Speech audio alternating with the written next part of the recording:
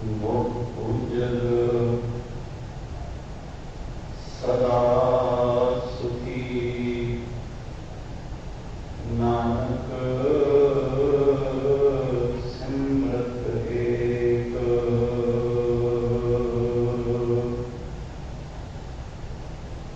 मुख उज्जल सदा सुखी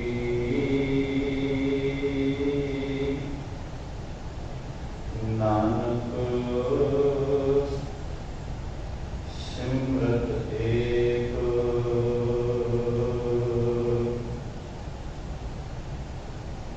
धन्नवाद स्वामी जी।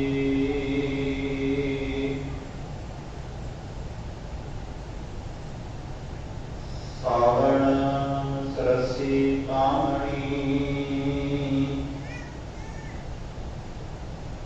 चरण कमल स्यों प्यार।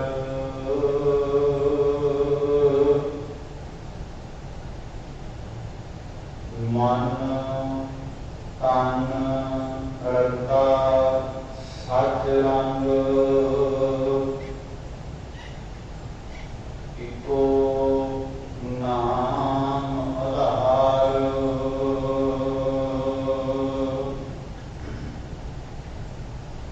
देखिया रंग कुड़ालिया जिसन सतै शार।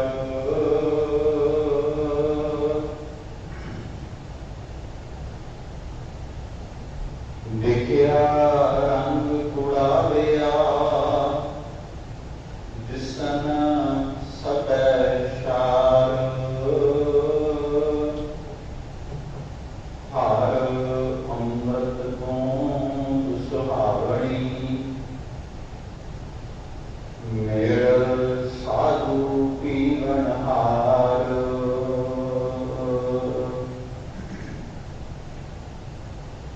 वाण तेण प्रभ संग मौलिया समरथ पुरख अपार। हार मिलने नो मन लोचदा कर्म मिलावण हार। जिनी सखिए प्रभ पाया हों तिनकै सद बलिहार।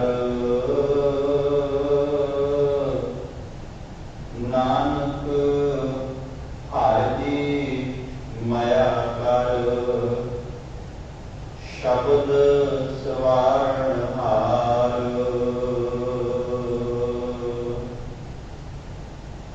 सावण तिना सुहागणी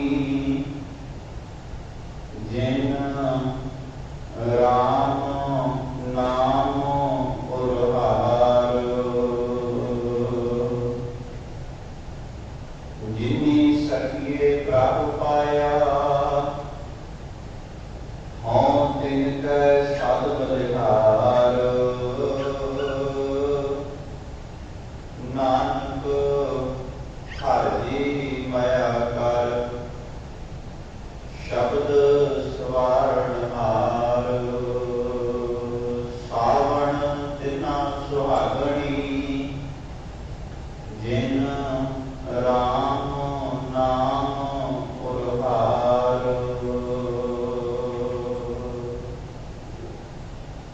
वाहिगुरू जी का खालसा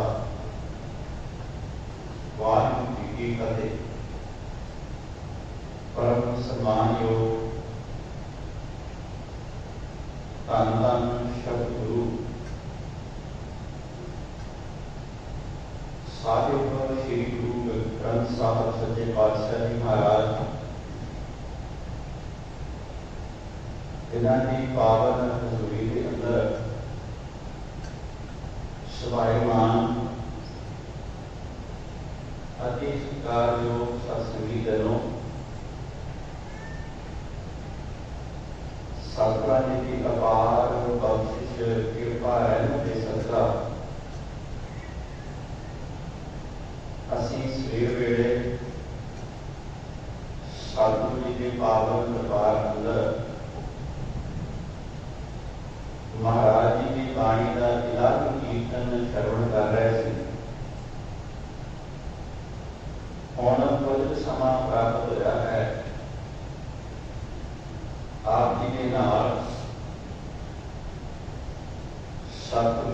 पावन विचार साझे करन दा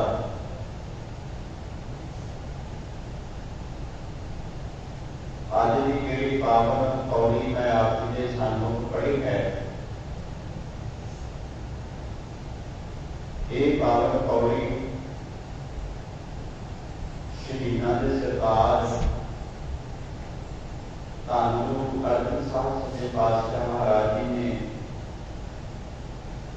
अपने मुखार बिन तो उच्चारण की है। एक पावन पौड़ी धन गुरु ग्रंथ साहब सच्चे पातशाह महाराज जी की बाणी 12 माह के अंदर पन्ना नंबर 134 के ऊपर सभायमान है।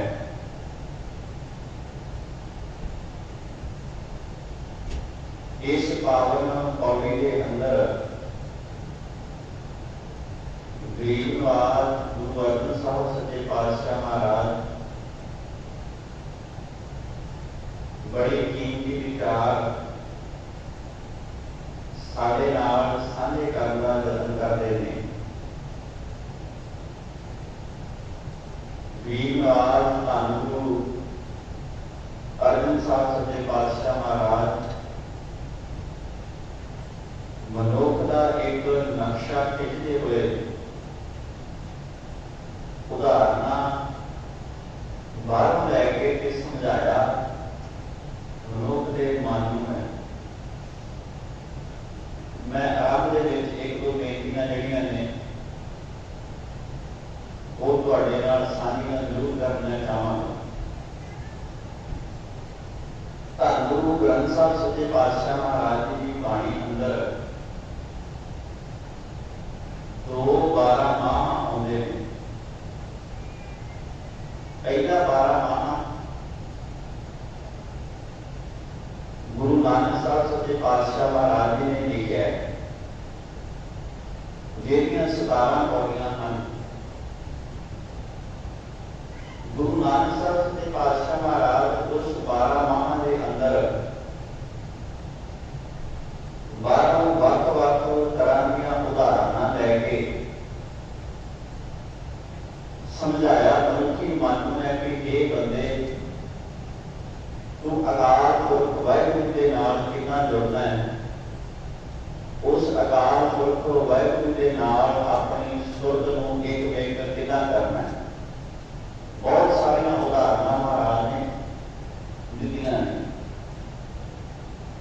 उस 12 माह के अंदर 17 पौड़ियां ने, जो 12 माह तुखारी राग के अंदर दर्ज है। दूजा 12 माह धन गुरु अर्जन साहब सच्चे पातशाह महाराज जी ने उच्चारण किया है, जेड़ा राग माझ के अंदर सभायमान है। इस 12 माह के अंदर भी धन गुरु अर्जन साहब सच्चे पातशाह जी ने ਵੱਖ-ਵੱਖ ਮਹੀਨਿਆਂ ਨੂੰ ਵੱਖ-ਵੱਖ ਤਰੀਕਿਆਂ ਦੇ ਨਾਲ ਮਨੁੱਖੀ ਮਨ ਨੂੰ ਸਮਝਾਇਆ ਕਿ ਬੰਦਿਆ ਜਿੱਥੇ ਬਾਹਰੀ ਤੌਰ ਤੇ ਮੌਸਮ ਦੇ ਵਿੱਚ ਤਬਦੀਲੀ ਆ ਰਹੀ ਹੈ, ਗਰਮੀ ਤੋਂ ਸਰਦੀ ਵਾਲੇ ਪਾਸੇ ਤੇ ਸਰਦੀ ਤੋਂ ਗਰਮੀ ਵਾਲੇ ਪਾਸੇ, ਪਤਝੜ ਵੀ ਆਉਂਦੀ ਹੈ, ਬਸੰਤ ਵੀ ਆਉਂਦੀ ਹੈ, ਬਹੁਤ ਕੁਝ ਤੇਰੇ ਜੀਵਨ ਦੇ ਵਿੱਚ ਜਿੱਥੇ ਵਾਪਰ ਰਿਹਾ ਹੈ ਉੱਥੇ ਨਾਲ ਨਾਲ ਆਪਣੇ ਮਨ ਨੂੰ ਜਿਹੜਾ ਹੈ ਉਹ ਵੀ ਬਦਲਣ ਦਾ ਯਤਨ ਕਰਨਾ ਹੈ। ਆਪਣੇ ਮਨ ਨੂੰ ਵੀ ਚੇਂਜ ਕਰਨਾ ਹੈ, ਆਪਣੇ ਮਨ ਨੂੰ ਵੀ ਤਬਦੀਲ ਕਰਨਾ ਹੈ। ਇਹ ਉਦਾਹਰਨ ਮਹਾਰਾਜ ਦੀ ਬਾਣੀ ਅੰਦਰ ਸਾਨੂੰ ਬੇਅੰਤ ਥਾਵਾਂ ਤੇ ਦਿੱਤੀਆਂ ਨੇ। ਉੱਥੇ ਨਾਲ ਅੱਜ ਇੱਕ ਸੌਣ ਵਾਲੇ ਦਿਨ ਭਾਈ ਕਾਰੂ ਸਿੰਘ ਜੀ ਦੀ ਸ਼ਹਾਦਤ ਹੈ। ਅੱਜ ਦੇ ਦਿਨ ਲਾਹੌਰ ਦੇ ਖਾਸ ਚੌਂਕ ਦੇ ਵਿੱਚ ਭਾਈ ਕਾਰੂ ਸਿੰਘ ਜੀ ਨੂੰ ਸ਼ਹੀਦ ਕੀਤਾ ਗਿਆ, ਉਹਨਾਂ ਦਾ ਖੋਪੜ ਉਤਾਰਿਆ ਗਿਆ। 1745 ਈਸਵੀ ਦੇ ਅੰਦਰ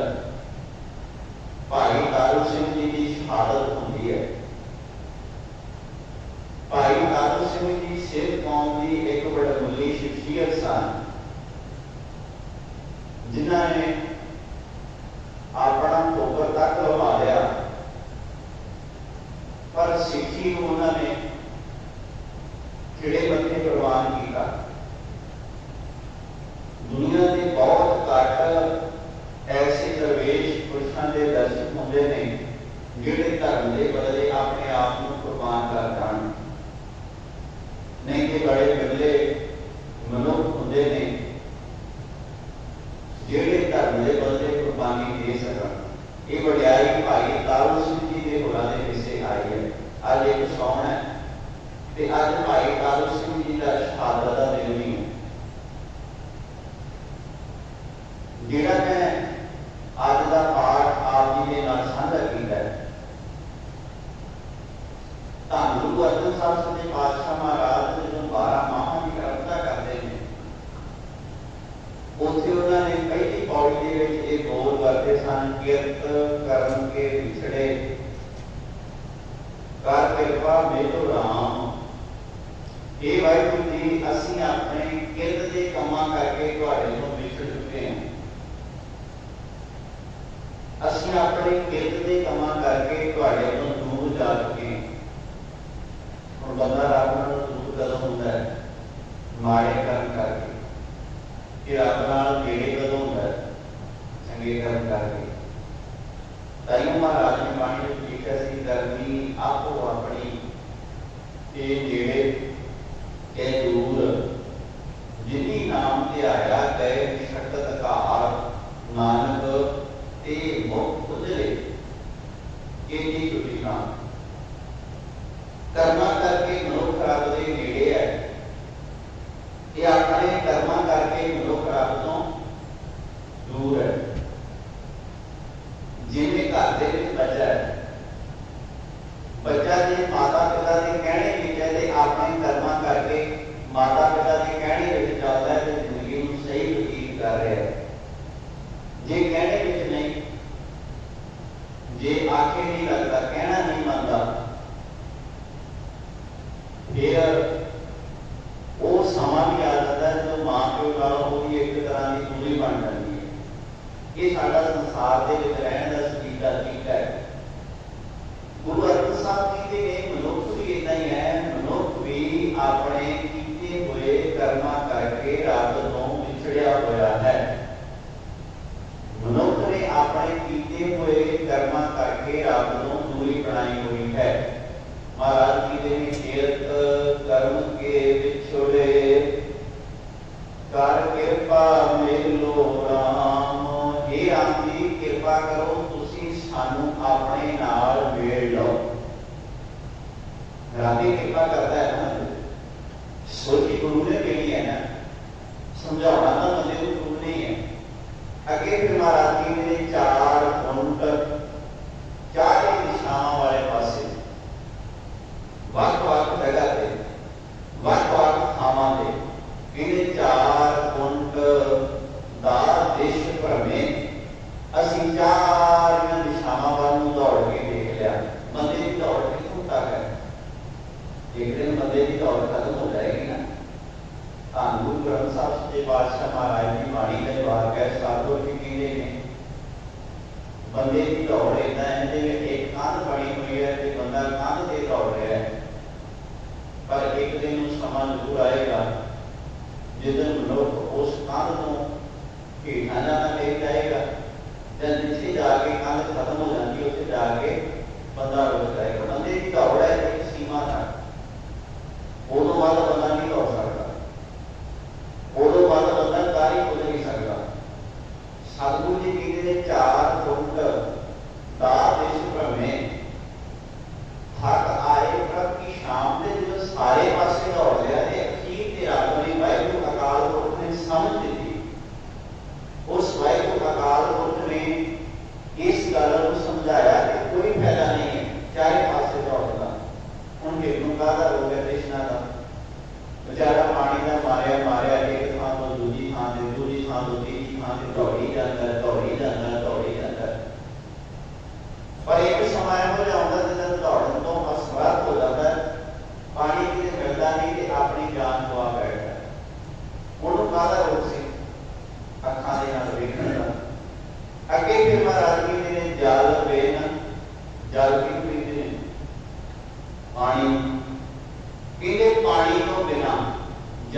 बिन शाख कुमलावती। हुण रुख दे वास्ते सब तो महत्वपूर्ण चीज किहड़ी है? पानी। हुण जदों सौण का महीना चढ़दा है, बाहर मींह पैंदा है, मींह पैण दे नाल धरती जिहड़ी है वो ठंडी हुंदी है। रुखां नूं, दरख्तां नूं, पशुआं नूं, पंछियां नूं पीण दे वास्ते पानी मिलता है, सहूलत दी जाती है। रब जिहड़ा है उन्हें एक धरती का सिस्टम बनाया हुआ है। गर्मी तो बाद जो बरखा आती है तो मनुखी मन को ठंडक पहुंचती है। जिहड़े बंदे गर्मी के नाल सड़ रहे सी, तप रहे सी, वो भी अपने आप को खुश होया महसूस कर रहे हैं। धन गुरु अर्जन साहब जी पातशाह महाराज जी ने जल बिन शाख कुमलावती। पानी तो बिना जिवें रुख या रुख की टहनी सुक जाती है, उपजै नाही दाम। दाम का मतलब होता है पैसा। ਉਹਦੇ ਵਿੱਚ ਤੁਸੀਂ पैसा नहीं कर सकते, ਉਹਦੇ ਵਿੱਚ कुछ प्राप्त नहीं कर सकते। ਅੱਗੇ फिर महाराज जी ने हार नाम, नाम का मतलब होता है नाम, हरि का नाम। हर नाम ना मिली है साधने, उस साधन के नाम नूं बंदा मिल नहीं सकता, ਉਹਦੇ तक पहुंच नहीं सकता। कत पाई है विश्राम, जिन्ना चेर ਉਹਦੇ नाम नूं बंदा मिलेगा नहीं, उन्ना चेर बंदे के जीवन में टिकाव ही नहीं आएगा। जिन्ना चेर मनुख ਉਹਦੇ नाम नाल अपनी सुरत नूं जोड़दा नहीं, उन्ना के जीवन दे विच भटकना लगी रहेगी। अगे फिर कहते हैं जेत घर, जिस घर विच, जिस हृदय विच, जिस थां ते, जिस जगह ते जेत घर हर तंत न प्रगटई। जिस घर दे विच हरि तंत प्रगट नहीं हुंदा, भाव जिस हृदय दे विच वाहिगुरू अकाल पुरख आप आण के निवास नहीं करता, जिस हृदय दे विच मालक नहीं आउंदा, कि जेत घर हर तंत न प्रगटई। भट्ठ नगर से ग्राम, ओ नगर, ओ पिंड, ओ ग्राम, ओ जगह वो सड़ जाने योग है, वो भट्टी में पाउण योग है। भाव जिस हृदय विच परमात्मा आण के निवास नहीं करता, वो हृदय सड़ योग है, वो हृदय सड़ जाता है। अगे फिर महाराज जी ने सर्व श्रृंगार तंबोल रस, सारे श्रृंगार मनुख ने अपने तन से कीते हुए, सारे श्रृंगार बंदा अपने तन से कर दिया है। सर्व श्रृंगार तंबोल रस, सड़ दे ही सब थाम। ते जिदन बंदा अंतिम समय दे विच आउंदा है, शरीर दे कीते हुए सारे श्रृंगार बंदे दे नाल खत्म हो जाते हैं, तबाह हो जाते हैं। तेरे शरीर दे कीते हुए श्रृंगार भी किसी काम नहीं आउंदे। तेरे शरीर दे कीते हुए हार श्रृंगार अंतिम स्वाह हो जाते हैं। महाराज जी ने प्रभु स्वामी कंद भी होने, उस प्रभु स्वामी तो भी होने जेड़े बंदे हैं, ਉਹਦੇ ਤੋਂ ਜਿਹੜੇ ਟੁੱਟੇ ਹੋਏ ਬੰਦੇ ਨੇ, ਕਿਤੇ ਨੀਤ ਸਜਣ ਸਭ ਜਾਣ, ਤੇ ਤੂੰ ਆਪਣਾ ਸਜਣ ਦੇ ਨੀਤ ਉਸ ਵਾਹਿਗੁਰੂ ਅਕਾਲ ਪੁਰਖ ਨੂੰ ਜਾਣ। ਹੁਣ ਜਦੋਂ ਧੰਨ ਗੁਰੂ ਅਰਜਨ ਸਾਹਿਬ ਸੱਚੇ ਪਾਤਸ਼ਾਹ ਮਹਾਰਾਜ ਸ਼ੁਰੂ ਦੇ ਵਿੱਚ ਇੱਕ ਭੂਮਿਕਾ ਲਿਖਦੇ ਨੇ ਕਿ ਜਿਹੜੇ ਮਨੁੱਖ ਨੇ ਇਹ ਉਸ ਵਾਹਿਗੁਰੂ ਅਕਾਲ ਪੁਰਖ ਦੇ ਨਾਲ ਟੁੱਟੇ ਹੋਏ ਨੇ। ਟੁੱਟਣ ਦਾ ਕਾਰਨ ਕੀ ਹੈ? ਬੰਦੇ ਦੇ ਆਪਣੇ ਕਰਮਾਂ ਕਰਕੇ ਬੰਦਾ ਜੁੜਦਾ है, अपने कर्मा करके बंदा उस वाहिगुरू अकाल पुरख के नालों टुट जाता है। अज के इस पावन शब्द के अंदर धन गुरु अर्जन साहब सच्चे पातशाह महाराज कहते हैं कि सावन, हुण बाणी का ना एक बड़ा खूबसूरत पक्ष है। सतगुरु ग्रंथ साहब महाराज जी की बाणी में बहुत कुछ सानू पढ़ने को मिलता है। जिन्हें 12 महीने चेत विसाख जेठ हाड़ सौण भादों अस्सू कते मकर पो माघ ते फगण, ये 12 देसी महीने ने। इन्हां 12 महीनों के बाहरी तौर पर जिदा के मौसम ने उदा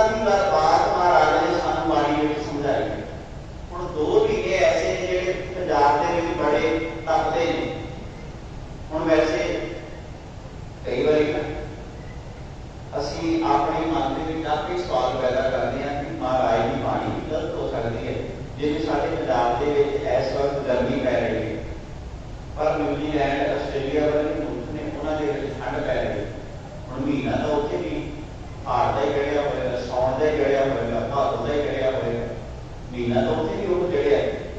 पर जो उत्थे शब्द पढ़िया जाएगा तो उत्थे इस वक्त मौसम ठंड का होएगा। एक चीज को इत्थे हमेशा ध्यान में रखना चाहिए, वो गल इह है कि जिहड़ी बाणी जिस खिते विच रह के लिखी गई है उन्होंने उसे खिते के मुताबिक ही लिखा जाता है।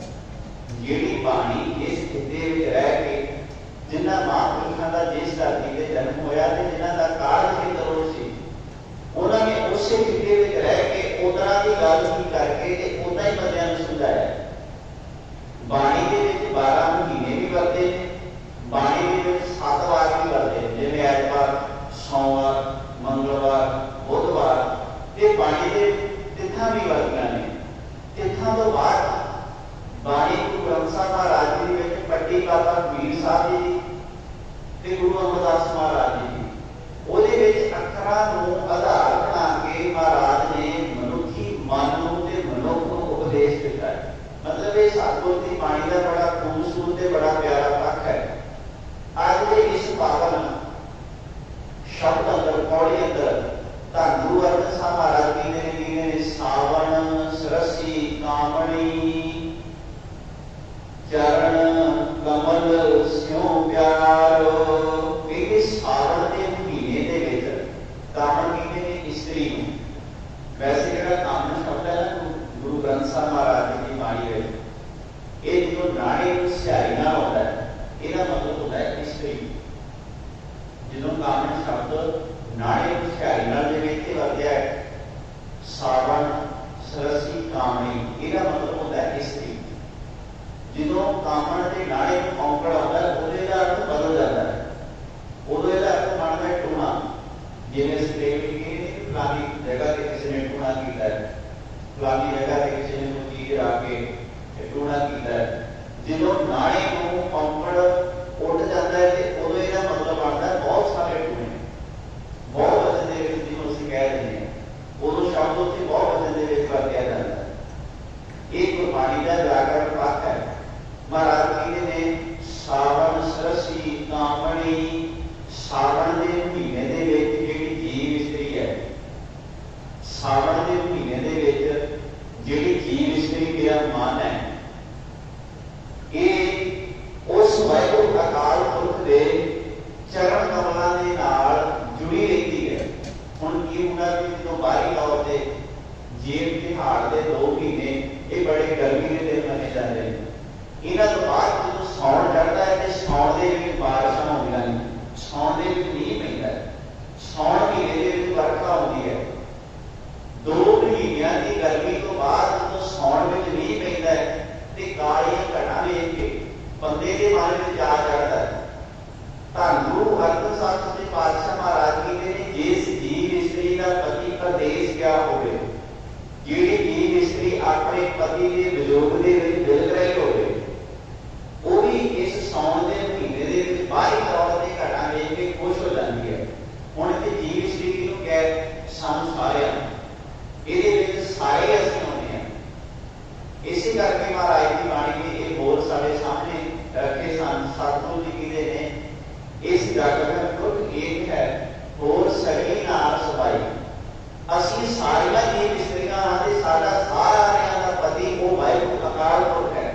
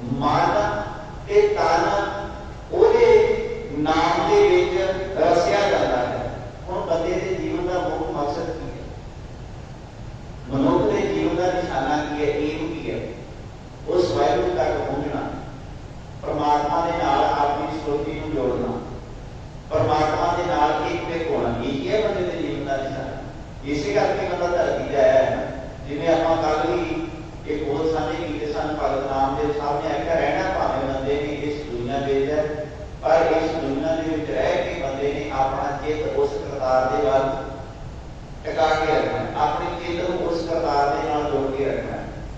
गुरु अर्जन साहब सच्चे पातशाह महाराज कहते हैं मन तन रता सच रंग, जो बाहरी तौर पर आकाश में तारियां घटा चढ़दियां ने ते जिहड़ा मन ते तन वो उस करतार के रंग दे विच रंगिया जांदा। जिवें जीव इस्त्री अपने पति नूं वेख के खुश हुंदी है, तिवें जदों वाहिगुरू अकाल पुरख मेरे जीवन दे विच आउंदा है, वाहिगुरू अकाल पुरख मेरे जीवन दे विच आण के वासा करदा है ते मेरे मन विच खुशी हुंदी है। मन तन रता सच रंग इको नाम आधार ते एक दे नाम दा आसरा जीवन विच पैदा हुंदा है। कि विख्या रंग उड़ा लिया, जेडे बाकी दुनिया के रंग है, विख्या का मतलब होता है जहर। ये जहर वर्गे लगते हैं क्योंकि कूड़े ने इन्हां दे विच असलीयत नहीं है, ये सच के नेड़े नहीं लगे जाते, ये सच तो कोहां दूर ने। इहदे विख्या रंग उड़ाविया दिसन सबे शार, उस वाहिगुरू पति अकाल पुरख तो बिना बाकी दुनिया के जिन्ने भी रंग हैं सारे के सारे मैनू जहर वर्गे ते स्वाद हो लगते हैं। इन्हां रंगां दे विच असलीयत नहीं है। जे सचमुच ही इस मन नूं उस पति परमात्मा के नाम के रंग दे विच रंगना है, वो इक्को तरह रंगिया जाना है, उहदी सोच विच जोड़ के उहदे नाम के नाल जोड़ के। इहदे विख्या रंग उड़ाविया दिसन सबे छार, उस गर्मी तो बाद सारा कुछ जो धरती से बदलता है, सारा ढांचा बदलता है। जीव इस्त्री के मन के विच अपने पति के प्रति प्यार पैदा होता है। पति जिहड़ा वाहिगुरू अकाल पुरख जदों दे प्रति प्यार पैदा होता है, दुनिया के सारे रंग बंदे नूं फिर फिक्के लगते हैं, दुनिया के सारे रंग बंदे नूं स्वाह होए लगते हैं। इहदे ने विख्या रंग उड़ाविया दिसन सबे शार, हर अमृत बूंद सुहावनी। हुण जदों सौण दा महीना होता है ते बाहरी तौर पर आकाश के विचों की डिगदा है, पानी मींह डिगदा है। इहदे जदों मींह आकाश विचों डिग रिहा हुंदा है, वो अमृत बूंद इस जीव इस्त्री के मन नूं सोहणी लगदी है, वो अमृत बूंद इस जीव इस्त्री के मन नूं भा लगदी है। हुण जदों बाहरी तौर पर बड़ा गर्म मौसम है ते जिहड़े बेचारे पशु पंछी जानवर इत्यादि रुखां ते बैठे ने गर्मी दे विच उन्हां गर्मियां नूं पिंडे ते हंडा रहे ने, मींह दे नाल उन्हां नूं कितनी खुशी हुंदी है। जिहड़ा बंदा बेचारा लग पिया है, जदों आकाश दे विच तारियां घटां चढ़दियां ने, उहनूं खुशी हुंदी है। जिहड़ा किसान है उहनूं खुशी हुंदी है बेचारे झोने नूं पानी आ जाएगा, आकाश विच मींह पिया। एक होर श्लोक है धन गुरु ग्रंथ साहिब सच्चे पातशाह महाराज जी की बाणी विच सतगुरु ने उत्थे उदाहरणां दित्तियां ने। बाहरी तौर पर सौण महीने दी उदाहरणां दित्तियां ने, पर मनुखी मनां दी महाराज ने व्याख्या कीती है। सतगुरु जी कहते हैं नानक सावण जे वसै, जे बाहरी तौर पर जो सौण का महीना होता है ना, इहदे नानक हे नानक सावण जे वसै, जो सावण वसदा है, जो सौण महीने का मींह पैंदा है, चौं माह होए चारों को बड़ी खुशी हुंदी है। चार चीज़ां इस धरती से बड़ियां खुश हुंदियां ने, किहड़ियां नागां, नागां का मतलब होंदा है सप। जदों धरती तप रही है तो सप का जिहड़ा अंदरला जहर है वो भी अंदरों तप रहा है, तो सप उस अंदरले जहर के नाल उपरों धरती पै रही है, अंदर उसदे जहर है ते सप उस तपे हुए जहर के नाल मिल रहा है, तड़प रहा है। क्योंकि बाहर की गर्मी तो सहारी नहीं जाती, एक उसके अंदर पिया हुआ जहर ते बंदे के नाल भी इतना ही होता है। बाहरी तौर पर गर्मी पै रही होती है, अंदर बंदे के जहर होता है, बंदा कई बार दूसरे ने टुट टुट के पीता है, बंदा दूसरे ने बुरा भला बोलता है। ये सुभाव है। इन्हें जो बाहरी तौर पर मींह पैदा है तो सानू बड़ी खुशी होती है, क्योंकि धरती ठंडी हो जाती है, तो धरती से चलना सौखा रह जाता है। इहदे नानक सावण जे वसै, चौं माह होए नागां मिर्गां, मिर्गां किहदे ने घिरना, इहदे घिरना बड़ी खुशी होती है। जो धरती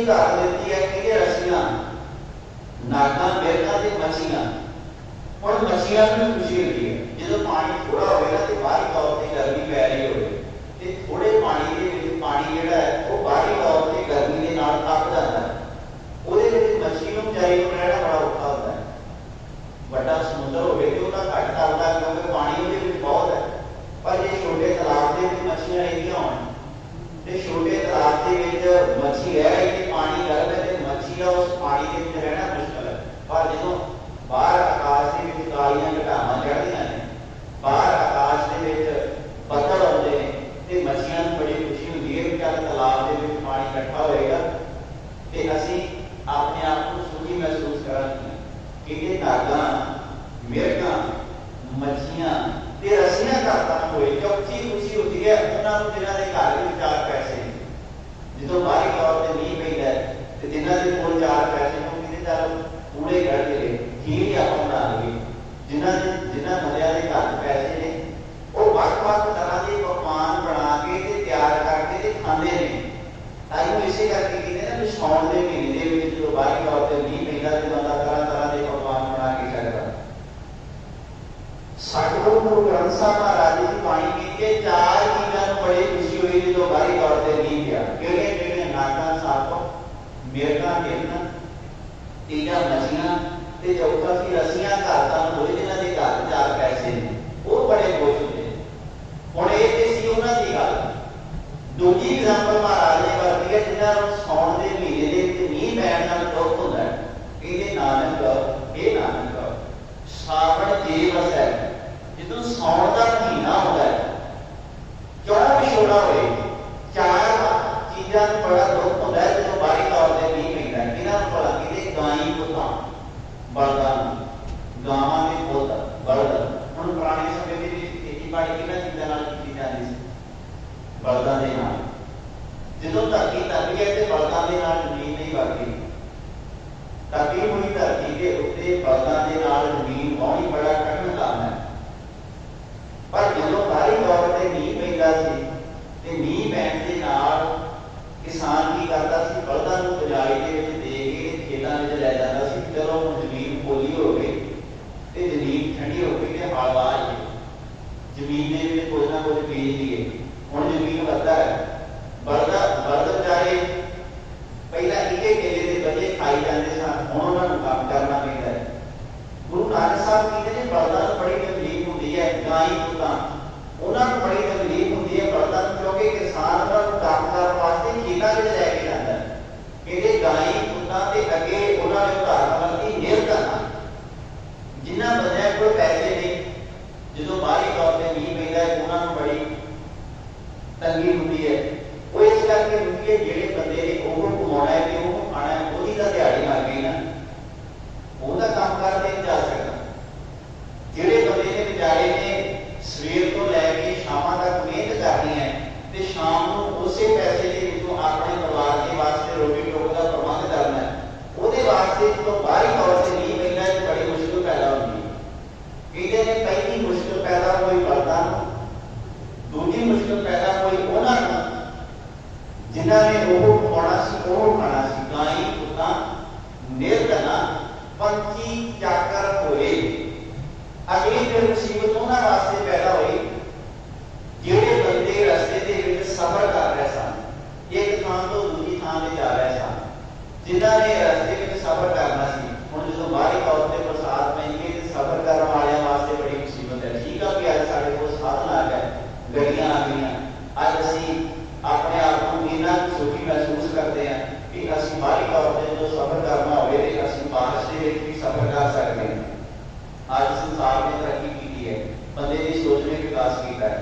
अगे कहते हैं पंछी जाकर होए चौथी मुसीबत उन्हां नूं पैदा होंदी है जिहड़े गुलाम ने जिहड़े किसी दे आखी ने जिहड़े किसी दे अधीन हो के काम करते हैं हुण जदों बाहरी तौर ते सौण दा मीह पैंदा है चारां नूं खुशी हुंदी है ते चारां नूं दुख हुंदा है खुशी किहनां होई सी नागां सपां नूं मिर्गां घिरनां नूं मछलियां नूं ते जिन्हां दे घर विच 4 पैसे ने जदों बाहरी तौर ते सौण दा मीह पिया इन्हां चौं नूं खुशी होई अगे फिर महाराज जी ने जदों बाहरी तौर ते मीह पिया चौं नूं दुख भी होया गाई पुत्तां मिर्गां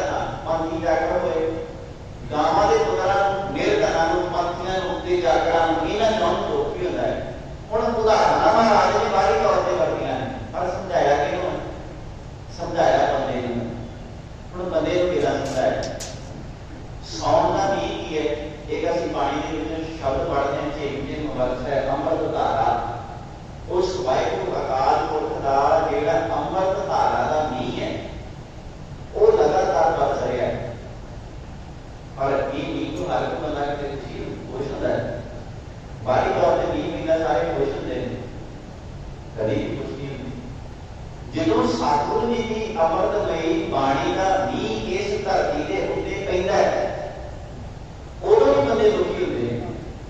जो महाराज अपनी बाणी का मींह पा रहे हैं वो लिखा बंदे बेईमानी छड्ड दे ते जेड़ा बाणी का मींह पै रहा है जेड़ा बंदा उस मींह के हेठ अपने जीवन को गुजार रहा है ते बेईमानी करता है उन्होंने बाणी का मींह चंगा लगेगा उन्होंने सतगुरु की बाणी का मींह चंगा लगेगा। जो महाराज अपनी बाणी का मींह पाते हैं मींह बरसाते हैं अपनी बाणी का बंदे के मन के उत्ते ते जो इदां दा मींह वरसदा है ते इदां दे मींह वरसन दे नाल महाराज कहते ने झूठ बोलना छड्ड दे बंदा झूठ बोलना छड्ड दिंदा चंगा लगदा है उहदे लिए। बहुत सारे ऐसे बंदे ने जिन्होंने बाणी का मींह ही चंगा नहीं लगता जिन्होंने बाणी चंगी नहीं लगती जिन्होंने चंगी लग जाती है फिर उसके वास्ते महाराज ने बाणी में बोल भर गया है सात धरती पई हरियावली ਉਹਦੇ ਵਾਸਤੇ ਸਾਰੀ ਧਰਤੀ ਸੋਹਣੀ ਹੋ ਜਾਂਦੀ ਹੈ। ਜਿਵੇਂ ਬਾਹਰੀ ਤੌਰ ਤੇ ਸੌਣ ਦੇ ਮਹੀਨੇ ਵਿੱਚ ਮੀਂਹ ਪੈਂਦਾ ਹੈ ਧਰਤੀ ਹਰੀ ਭਰੀ ਹੋ ਜਾਂਦੀ ਹੈ ਬਨਸਪਤੀ ਖਿੜ ਜਾਂਦੀ ਹੈ ਪੰਛੀ ਖੁਸ਼ ਨੇ ਜਾਨਵਰ ਖੁਸ਼ ਨੇ। ਸਤਿਗੁਰ ਕਹਿੰਦੇ ਜਦੋਂ ਤੇਰੇ ਜੀਵਨ ਦੇ ਵਿੱਚ ਸਤਿਗੁਰ ਦੀ ਬਾਣੀ ਦਾ ਮੀਂਹ ਪਏਗਾ ਵਰਖਾ ਪਏਗੀ ਤੇਰੇ ਜੀਵ ਤੇਰੇ ਇਹ ਗਿਆਨ ਇੰਦਰੇ ਤੇਰੇ ਕਰਮ ਇੰਦਰੇ ਇਹ ਵੀ ਖੁਸ਼ ਹੋ ਜਾਣਗੇ। ਸਾਤ ਧਰਤੀ ਪਈ ਹਰਿਆਵਲੀ जिथे मेरा सतगुर बैठा आए जिस जगह से मेरा वाहिगुरु आन के बैठ जाता है वो धरती सोहनी हो जाती है। वो जगह केड़ी है मेरा हिरदा मेरा अंदर जो इतने वाहिगुरु की बाणी का मींह पैंदा है ये हिरदा भी खिड़ जाता है। ये फिर किसी को तंग नहीं करता ये फिर किसी को परेशान नहीं करता ये फिर खिड़िया होया हिरदा कभी डिप्रेशन का शिकार नहीं बनता ये मानसिक तौर पर अपसेट नहीं होता। जो हिरदा खिड़िया कोई जिन्ना मर्जी भी पाई जाए पर जिस बंदे ने अपने मन का बर्तन ही पूरा किया हो नहीं आन के कितना टेक जाएगा नहीं ना आन के टेक सकता। गुरु ग्रंथ साहब सच्चे पातशाह महाराज ने अगे समझाया कि हर अमृत बूंद सुहावनी उस वाहिगुरू की जिहड़ी अमृतमयी बूंद है वो सोहनी है वो सुहावनी है बड़ी चंगी है। मेरे साधु जीवन हार के तू साधु मिल के इस अमृतमयी बूंद को पीना है। हम साधु कौन है ये साधु का मतलब है गुरु गुरु के नाल मिल के तेन अमृतमयी बूंद की समझ लगेगी गुरु के नाल मिल के ही तू उस अमृतमयी बूंद को हासिल कर सकेगा। गुरु तो बिना दुनिया से दूजा कोई साधन नहीं गुरु तो बिना दुनिया से तेन को दूजा दस ही नहीं सकता कि केड़ा काम चंगा है कि केड़ा काम माड़ा है। सतगुर की बाणी ने आख्या बंदे रहना है ना तो बबीर है तू रह बबीर का स्वभाव पता की है बबीरा सारी उम्र आकाश में देखने वाली स्वांति बूंद के वास्ते दिल कर रही है जी आकाश में स्वांति बूंद धरती से देखती है ना बबीरे के मन के सिर्फ एको ही जाना है कि आकाश में पहली देखने वाली स्वांति बूंद किसी मेरे मुंह के आन के पै जाए तो मेरा जीवन तरता है। सतगुर की बाणी की बंदिया तेरे मन की चाहना भी उस बबीरे के वांग होनी चाहिए। तू भी अपने मन उस बबीरे की तरह बना। पहला सतगुर की बाणी का उपदेश तेरे हृदय में आन के टेकता है कि तेरे मन की वेदना भावना होनी चाहिए। सतगुर की बाणी का उपदेश तेरे हृदय में आन के टेकता है। सतगुर कहते हैं हर अमृत बूंद सुहावनी मेरे साधु जीवन हार जो आकाश में जो मींह टेकता है आकाश में जो मींह दी बूंदा धरती से आउंदियां ने धरती सोहनी हो जाती है। बाण बाण का मतलब जंगल त्रेण त्रेण का मतलब होता है घाह बाण त्रेण फिर भवन मौलिया जंगल के घाह सब हरे हो जाते हैं। हम जो बाहरी तौर पर मींह पैंदा है जंगल के घाह हरे होंगे पर जो बंदे के हृदय उस परमात्मा की बाणी का मींह पैंदा है ना उदों ये जीवन के भी हरियावल पैदा होती है उदों यह जीवन भी हरिया होता है। हरियावल का संबंध बंदे के जीवन नाल बड़ा डूंगा है। हरियावल का संबंध मनुख के जीवन नाल बड़ा गहरा है। जो बाहरी तौर पर मींह पैंदा वनस्पति छेड़ के जो अंदर से मींह पैंदा है तो बंदे का अंदर भी जिहड़ा है वो खिड़िया रहता है।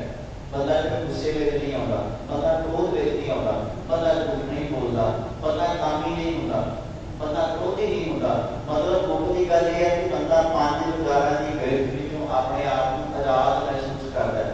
आज जीवन के बंदे के लोग की करने बंदा दुखी क्यों जीवन में बंदा जीवन में इस करके दुखी नहीं कि उसके कोल साधन नहीं है। बंदा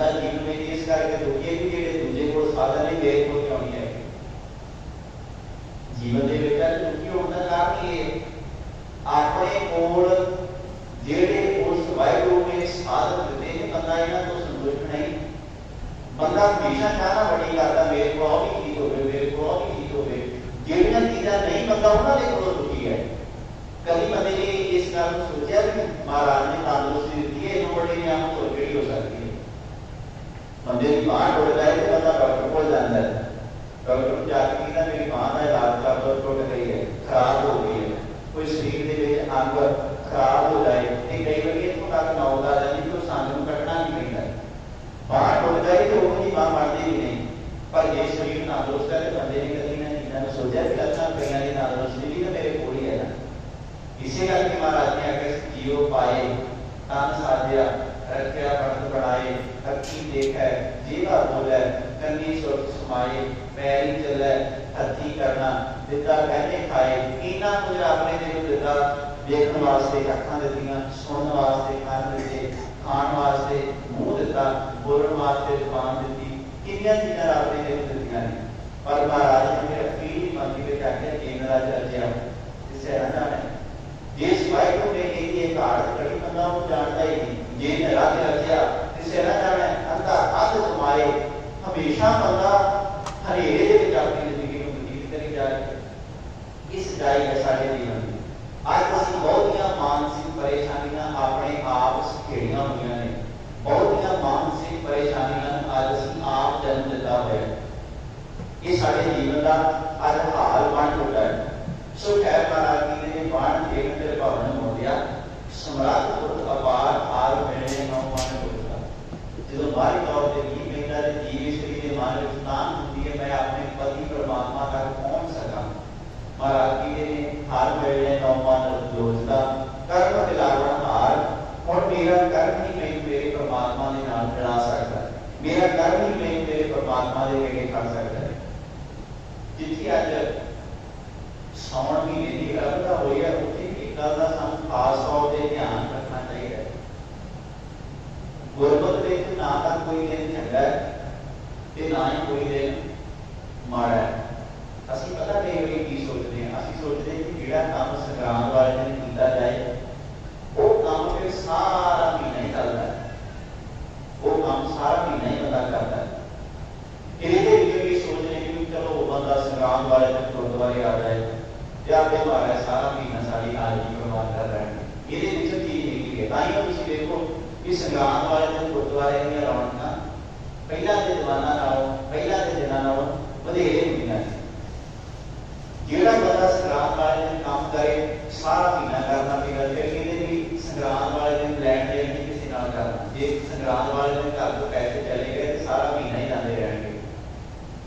ये सारियां कुछ जितना इदां दीयां बड़ियां ने कि जे किसी संक्रांत वाले दिन किसी को पैसे दे देते सारा महीना ही घर तो पैसे जाते रहते। फिर एक जान के बड़ी है कि संक्रांत वाला दिन होता है उस महीने को कभी औरत के मुख के विचों नहीं सुनना। ये असीं चीज़ां इन्हां दिनां दे नाल जोड़ियां ने। तुसीं गुरु अर्जन साहब सच्चे पातशाह महाराज जी का 12 माह पढ़ो। सतगुरु ने आख्या है माह दिवस मूर्त भर बंदे सारे दिन चंगे ने। ये नहीं कि अज का दिन चंगा है बाकी माड़े ने। गुरु नानक साहब सच्चे पातशाह महाराज ने समझाया, पंडित कहता सी आ वखरा योग है, आ कलयुग है, आ सतयुग है, आ द्वापर है, आ त्रेता है। पंडित ने वक्तों वक्त समय के वक्-वक् युगां की विचार दी। गुरु नानक साहब सच्चे पातशाह महाराज ने आख्या पंडित क्यों लोगों को धर्मां दे भुलेखियां विच पा रहे? दिन तां सारे लोग ने, सेई चंद चढ़े सितारे, सेई निंगर तप है। जो कलयुग से चंद्रमा उदों भी ये सी, तारे उदों भी ये सी, सूरज उदों भी ये सी। हुण जो कलयुग आ गया तो कलयुग के विच भी इहो चंद्रमा है, जे सतयुग विच भी इहो चंद्रमा है, कलयुग विच भी इहो चंद्रमा है, ते तूं दस कलयुग किदां होया ते सतयुग किदां होया? ये तो बंदे दी अपनी मन है। असीं कई बार भी किते जो बच्चा घर में आखे ना लगे ना बहुत ही माड़ी घटना वापर जाए कि देखो कलयुग का जमाना है की करेंगे। सतगुरु की बाणी ने आख्या कलयुग बाहरी तौर पर नहीं है, कलयुग तेरे अपने मन का। जो तेरा मन गुरु नाल जुड़िया तेरे वास्ते कलयुग है, जे तेरा मन गुरु नाल जुड़िया हुआ तेरे वास्ते सतगुरु। जिहड़ी मैं बेनती कर रहा सा वो भरम लेके इन्हां दिनां दे नाल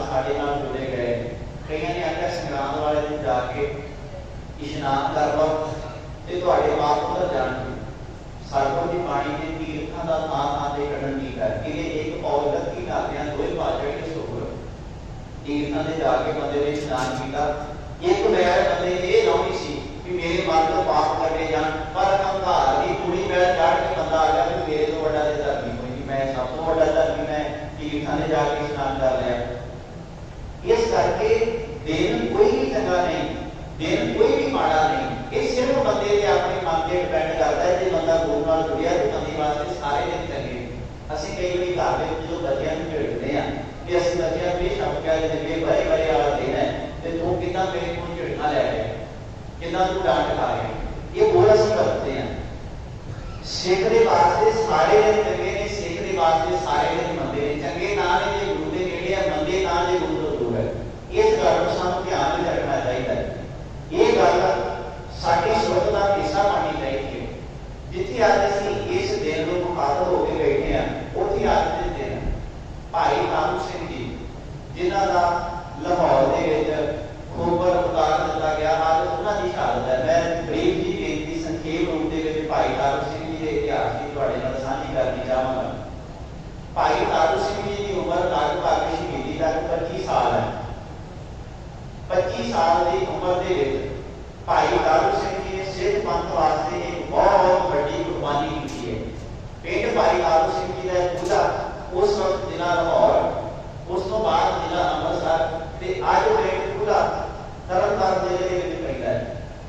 उस नगर के भाई तारू सिंह खेती करता है, खेतीबाड़ी के नाल अपने परिवार का गुजारा करता है। जिन्होंने इतिहास पढ़िया उन्होंने पता होएगा उस वक्त की हुकूमत ने सिखां के सिरां ते इनाम रखे सन। सिखां के सिरां ते इनाम रख के आख्या सी जिहड़ा भी सिख दा सिर सानू लिया के भेट जाएगा उन्होंने इन्ने नाम इन्ने आने इनाम के वजह दिते जाणगे। बहुत सारे सिखां नूं पिंडां दे विचों शहीद किया गया, उन्होंने सिर लाहौर दरबार के पेश किए गए। सिखां नूं घर घर छड़ के जंगलों के विच जाना पिया। हुण भाई तारू सिंह जी के जीवन में एक घटना बड़ी कमाल की आउंदी है। पट्टी का रहने वाला फौजदार है जिसका नाम है जाखम बेग। पट्टी के इलाके में पूरी हुकूमत है। एक मुसलमान परिवार सी, उन्होंने धी सी, धी का नाम सी सलमा। पट्टी के फौजदार ने उस मुसलमान लड़की को घर उठा के अपने किले के कैद कर लिया। ਉਹਦਾ ਪਿਆਰੀ ਦਾ ਪਿਤਾ ਥਾਂ ਥਾਂ ਤੇ ਭਟਕ ਰਿਹਾ ਸੀ। ਉਹਨੇ ਬਹੁਤ ਥਾਵਾਂ ਤੇ ਜਾ ਕੇ ਬੇਨਤੀ ਕੀਤੀ ਮੇਰੀ ਧੀ ਨੂੰ ਛੱਡ ਦਿਓ, ਇਹਦਾ ਕੋਈ ਕਸੂਰ ਨਹੀਂ ਹੈ, ਕੱਲੀ ਕੱਲੀ ਮੇਰੀ ਧੀ ਹੈ, ਨਾ ਹੋਰ ਕੋਈ ਮੇਰਾ ਪੋਤਾ ਨਾ ਮੇਰੀ ਧੀ ਹੈ, ਤੁਸੀਂ ਮੇਰੀ ਧੀ ਨੂੰ ਛੱਡ ਦਿਓ, ਮੈਂ ਤੁਹਾਡੇ ਅੱਗੇ ਫਰਿਆਦ ਕਰਦਾ ਹਾਂ। ਉਹ ਜਿਹੜਾ ਮਾਛੀ ਸੀ ਉਹ ਲਾਹੌਰ ਦੇ ਦਰਬਾਰ ਵਿੱਚ ਜਗਦੀਆ ਖਾਨ ਦੇ ਕੋਲ ਜਾ ਕੇ ਪੇਸ਼ ਹੋਇਆ। ਉਹਨੇ ਆਖਿਆ ਜਿਹੜਾ ਤੁਹਾਡੇ ਅੰਦਰ ਚੌਧਰੀ ਕੰਮ ਕਰਦਾ ਹੈ ਨਾ, ਇਹ ਪੱਟੀ ਦਾ, ਇਹਨੇ ਮੇਰੀ ਧੀ ਨੂੰ ਉਠਾ ਲਿਆ, ਕਿਰਪਾ ਕਰਕੇ ਤੁਸੀਂ छड़ा दो। पर किसी ने उस गरीब माछी की मां ना पड़ी। ऐसे मुसलमान पर उसकी मां किसी ने ना पड़ी। अखीर जो बेचारा रोंदा जा रहा सी, कोई सिख मिलिया। सिख ने पूछा की गल है, क्यों रो रहे हैं, कोई मुश्किल है? उन्हें बेचारे ने रो के अपना दर्द बयान किया। कहने लगा मेरी कली कली धी सी, पट्टी का फौजदार मेरी धी को उठा के ले गए, कली कली धी सी, दसो मैं कितने जावां? उन्हें आख्या इस देश में इस शहर में तेरा को पाली नहीं, पर मेरी नजर के विच एक बंदा है जिहड़ा तेरी मदद कर सकेगा। वो कहता कौन? कहता भाई तारू सिंह। कहता सिंह? वो तो सिख है, वो मेरे गरीब मुसलमान की मदद क्यों करेगा? वो तो सिख है, सिख साडी मदद क्यों करेगा? वो कहता भी नहीं, एक बारी ਉਹਦੇ ਕੋਲ फरियादी हो गई तो जा, मैनूं पक्का यकीन ते भरोसा ते वो तेरी मदद जरूर करेगा, वो रहेगा नहीं तेरी मदद कीते तो बिना। वो बेचारा सिख फरियादी हो गए भाई तारू सिंह के कोल पिंड खुलिया दे विच आया। इस ध्यान के उन्हें बेनती की। उन्हें आख्या भाई जी मेरी धी है, पट्टी का फौजदार मेरी धी नूं चुक के लै गया। हुण तुसीं देखो कि घटना कितनी कमाल दी है। भाई तारू सिंह अपने घर में प्रसादा पानी तैयार करता कि उन्होंने एक भैन है जिसका नाम है तारू। वो घर के प्रसादा तैयार करके भाई तारू सिंह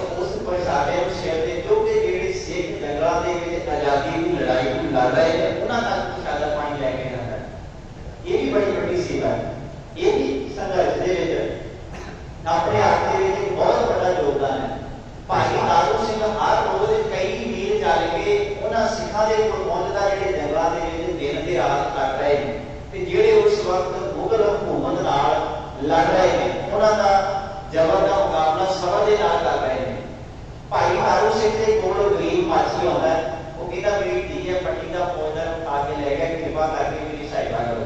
भाई तारू सिंह रात को सिंघा को जाता है, सिंघा जाके आख्या मेरे को गरीब माछी तैयारी हो गया है, असं ये मदद करनी है।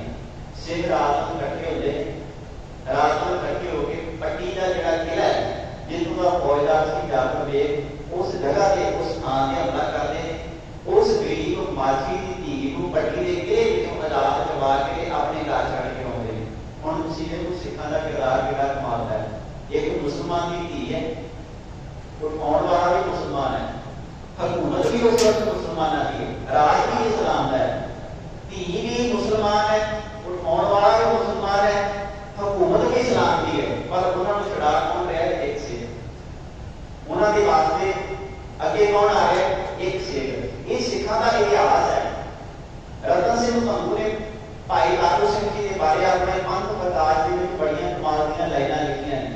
रतन सिंह भंगू का भाई तारू सिंह अपने घर के जो रहीदा प्रसादा पानी छकता है ते सिखा के वास्ते सेवा करता है, ये लोड़वंदा की सेवा करता है। आज भावी खाण वास्ते प्रसादा रुखा मिस्सा मिलता है, पर बाहर जाकर सिखा की मदद नहीं करता है। आज खाएंगे रुखा मिस्सा, आज रुखा मिस्सा खा के गुजारा करते हैं, आपके को पहनने वास्ते नवी वस्त्र नहीं। पर जेडे सिख जंगल के आजादी की लड़ाई लड़ रहे हैं, भाई तारू सिंह उन्होंने कोल कपड़े लैके पहुंच रहे। ये इतिहास है साडा। पर अज असीं किते ना किते अपने इतिहास को थले जिहड़ा है वो लगातार विमानता वाले पासे जा रहे हैं। असीं नहीं सोचते कि जिहड़ी भी धी भैन साडे इस पंजाब की धरती ते रही साडी अपनी है। भाई तारू सिंह की शख्सियत देखो कितनी अच्छी है, पर अज इस पंजाब की धरती ते साडे घर दे साडी धी भैन सेफ नहीं। ਅਸੀਂ ਅੱਜ ਪੰਜਾਬ ਨੂੰ ਕਿੱਥੋਂ ਤੱਕ ਲੈ ਕੇ ਜਿਹੜਾ ਉਹ ਪਹੁੰਚ ਚੁੱਕੇ ਹਾਂ। ਸੋ ਕਹਿ ਕੇ ਮੈਂ ਬੇਨਤੀ ਕਰ ਰਿਹਾ ਸਾਂ, ਭਾਈ ਤਾਰੂ ਸਿੰਘ ਪੱਟੀ ਦੇ ਫੌਜਦਾਰ ਜਾਫਰ ਬੇਗ ਦੇ ਕੋਲੋਂ ਭੈਣ ਸਲਮਾ ਨੂੰ ਛੁਡਾ ਕੇ ਉਹਦੇ ਘਰ ਤੱਕ ਪਹੁੰਚਾਉਂਦਾ ਹੈ। ਉਸ ਤੋਂ ਬਾਅਦ ਜ਼ਕਰੀਆ ਖਾਨ ਨੇ ਬੇਨਤੀ ਕਰਦਾ ਹੈ, ਜ਼ਕਰੀਆ ਖਾਨ ਕਹਿੰਦਾ ਉਸ ਤਾਰੂ ਸਿੰਘ ਨੂੰ ਪਿੰਡ ਦੇ ਵਿੱਚੋਂ ਫੜ ਕੇ ਲਿਆਓ ਜਿਹੜਾ ਸਿੱਖਾਂ ਦੀ ਮਦਦ ਕਰਦਾ ਹੈ। ਭਾਈ ਤਾਰੂ ਸਿੰਘ ਨੂੰ ਪਿੰਡ ਵਿੱਚੋਂ ਫੜ ਕੇ ਖੜਿਆ ਜਾਂਦਾ ਹੈ। ਸਾਰਾ ਪਿੰਡ ਉਸ ਦਿਨ ਭੌਕੇ ਭਰ ਰਿਹਾ ਸੀ ਵੀ ਤੁਹਾਡੇ ਵਾਲੀ शख्सियत सान बात नहीं लभनी। भाई तारू सिंह ने आख्या घबराना नहीं, गुरु के आसरे गुरु के भरोसे से अपनी जिंदगी को व्यतीत करना है। भाई तारू सिंह पूरे तो तुरता है, लाहौर तक पहुंचता है। जाने जकरिया खान के दरबार में भाई तारू सिंह की पेशी की जाती है। पेशी में भी ना मुसलमान बन जाओ, जो आपको दवांगे, एक बार कह दो मैं मुसलमान अपनी जुबान को, उस वेले आजाद कर देंगे, रिहा कर देंगे। पर गुरु के उस सजे सिख ने अज के दिन अपना कोपर तक लवा लिया, पर अपनी सिक्खी को तिलांजलि नहीं दी, सिक्खी नहीं छड़ी, अपना कोपर लवा लिया। पर अपने कोपर लैण के नाल उन्हें अपनी सिक्खी को केसां स्वासां दे नाल लवाया है। 22 दिन भाई तारू सिंह कोपर लखण तो बाद भी जीता रहा है। पर इस गल का भी इतिहास में सानू जिक्र मिलता है, वो जकरिया खान ने भाई तारू सिंह का कोपर लाया। भाई तारू सिंह जी की शहादत तो पहला जकरिया खान जिहड़ा वो भी इस लड़ाई कर दिंदा है, उसकी भी मौत हो जाती है। क्योंकि जिहड़ा बंदा अपनी जिंदगी में पाप करता रहा होवे, वो बंदा अखीर ते मानसिक तौर पर इन्ना ज़्यादा परेशान हो जाता है, इन्ना ज़्यादा मानसिक तौर पर डिस्टर्ब हो जाता है, वो अपने आप को ज़्यादा आत्महत्या कर लेता है या उस झोड़े के अपनी जिंदगी को बंदा तबाह कर बैठता है। इसी करके कहते पाप पापी वास्ते माड़ा है, पाप पापी को लैके डुब जाता है। अज के दिन भाई तारू सिंह जी की शहादत लाहौर के नहाज चौक के हुई सी, जिन्हां दा सीस जिन्हां दा कोपर ला के जालिम हुकूमत के वलों उन्हां नूं शहीद कर दिता गया सी। भाई तारू सिंह जी की शहादत साडे वास्ते बहुत कुछ छड्ड के गई है, आने वाली पीढ़ी वास्ते बहुत कुछ छड्ड के गई है। जिहड़े अज साडे भरा भैणां सिक्खी तो दूर जा रहे हैं, भाई तारू सिंह की शहादत उन्होंने वास्ते एक चानन मुनारे का काम करती है। अखीरले पंथ में महाराज जी ने जिन्नी सच्ची प्राप्त पाया, जिन्होंने उस परमात्मा जीवन के पा लिया, जिन्नी सच्ची प्राप्त पाया, मौत ने कह साथ बलिहार मैं उन्होंने को बलिहारे जाता हाँ। नानक हाथी पाया कर हे नानक जी साडे ते किरपा करो, शब्द सवार हार ते सानू शब्द की दात दे नाल सवार दो। सावण तिन्हां सुहागणी सौण दा महीना उन्हां वास्ते चंगा है जिन राम नाम को बहार, जिन्होंने राम के नाम को अपने जीवन के धार के रखा। गया है। सो इतनियां बेनतियां प्रवान हुई बेहद प्रकार दुलां जुगां की खिमा वडियाई होगी। जे कोई बोल चंगा लगा हो गुरु का जान के हृदय वसाउण का यत्न करना जी।